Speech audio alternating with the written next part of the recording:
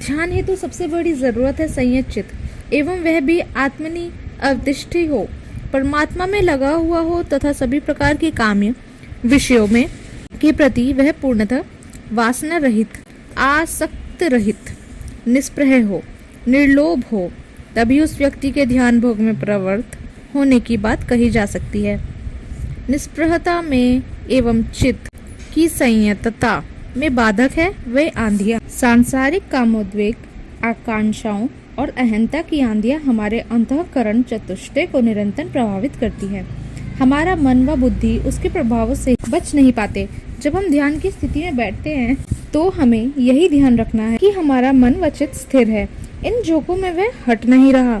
यदि वास्तव में ऐसा होता है तब हम अपने आप को ध्यान में स्थित मान सकते हैं। कामनाओं से मुक्ति ही सिद्धि का राजमार्ग है। सर एडविन अर्नाल्ड ने पुस्तक लिखी है लाइट ऑफ एशिया। उसमें वे लिखते हैं कि बुद्ध को सतत देववाणी सुनाई पड़ती थी सोते जागते। वह यही कहती कि जब तक कामनाओं के संसार से नहीं निकल जाते तब तक अनुभूति नहीं होगी, निर्वाण की प्राप्ति नहीं होगी। इन्हीं देववाणियों ने उन्हें कामनाओं के जाल से निकाला एवं वे सारी भोग वासनाओं को त्याग कर गौतम बुद्ध हो गए। हर व्यक्ति के अंदर ये संभावनाएं छिपी पड़ी हैं। समस्या यही है कि हम अपने आप को ही नहीं सुन पाते, औरों को सुन लेते हैं। सभी कुछ मुग्ध करने वाले दृश्य देख लेते हैं, उनमें आसक्ति भी पैदा कर लेते हैं, पर अपनी आत्मसत्ता से निःसृत हो रही देववाणी नहीं सुन पाते। शिष्यत्व का एक प्रमुख लक्षण है इस लोक और परलोक में सभी कामनाओं का त्याग। जिसने अपनी कामनाएं छोड़ दी उसका मन चित्त संयत हो गया और फिर वह परमात्मा सत्ता में प्रतिष्ठित हो गया। गोस्वामी तुलसीदास जी कह रहे हैं, तुम खुद सोचो कि लोक को रिझाकर कौन सी सिद्धि तुम्हें मिल जाएगी, फिर न जाने क्यों हम बार बार उसी मार्ग पर चल जाते हैं। ऋषियों के अनुसार यही माया है।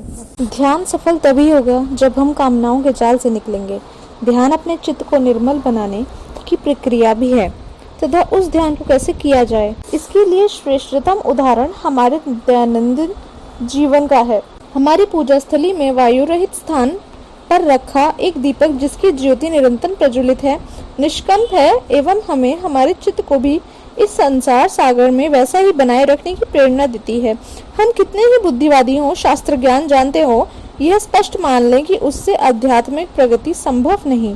बुद्धि के बंधनों, वासना, तृष्णा, अहंताओं से ऊपर जाकर ही हम शुद्ध आनंदमय चैतन्य को पा सकते हैं।